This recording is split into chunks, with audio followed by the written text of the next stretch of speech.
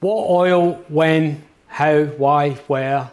I'm going to try and show you. I've got a bunch of oils that I use on a regular basis, so I just want to go through what I use them for. Let's start with this. It's a good old can of oil spray. Now, if I'm making bread, I'd spray the inside of the bowl, for example. Spray the top of the bread before I put a cloth over the top so as it doesn't stick to the bowl or to the cloth at the very top.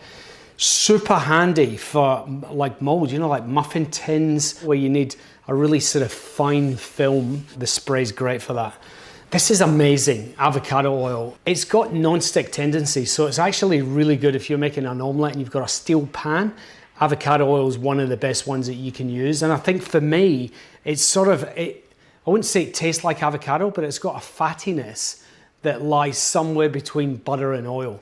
It's a delicious oil for cooking with, but it's just as good in salads as well. Beautiful, super delicious. Cold pressed flaxseed oil. It tastes like grains.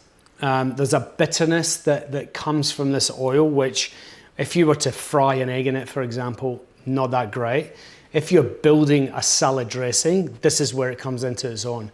Because it's got that sort of bitter taste, the same as some extra virgin olive oils have, the bitterness allows you to add more acidity, more umami, more salt, more sugar, and it means that the salad dressing that you make is like amped. It's properly good. Great oil, also has amazing non-stick qualities. So if you're just using it, making crepes, for example, in a heavy pan, a little bit of that in the kitchen paper, wipe your crepe pan with it, super non-stick. Grapeseed oil, this is kind of grapeseed oil. There's a billion different brands as well. I'm not associated with any of these brands, FYI.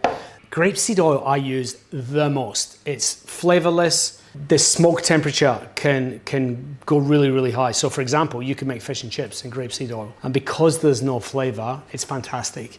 I use it to fry eggs. I use it for dressings where I don't want the really long lasting flavor of extra virgin olive oil. Really, really good.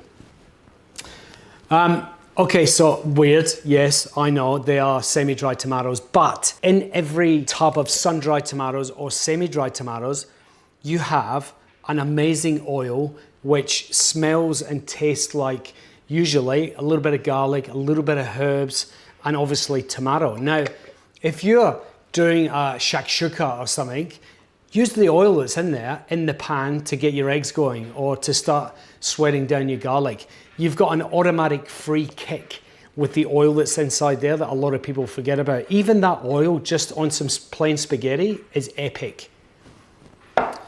Extra virgin olive oil, we all know, come on, it's great. It's great for salads, it's great in a lot of sauces. And in a matriciana, for example, wouldn't be the same without extra virgin olive oil in there. Uses for extra virgin olive oil are limitless. What you don't want to do with it is heat it up too high, so you shouldn't be frying anything in it. It's best sort of low temperature applications. Coconut oil, brilliant.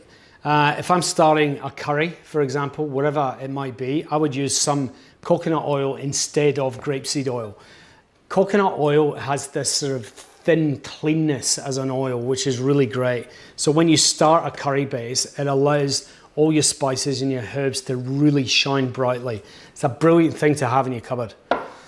Lastly, anchovy, right? Again, like the semi-dried tomatoes, anchovies come, or a lot of them do anyway, in extra virgin olive oil. Some of that in your dressing for your niçoise salad, gold.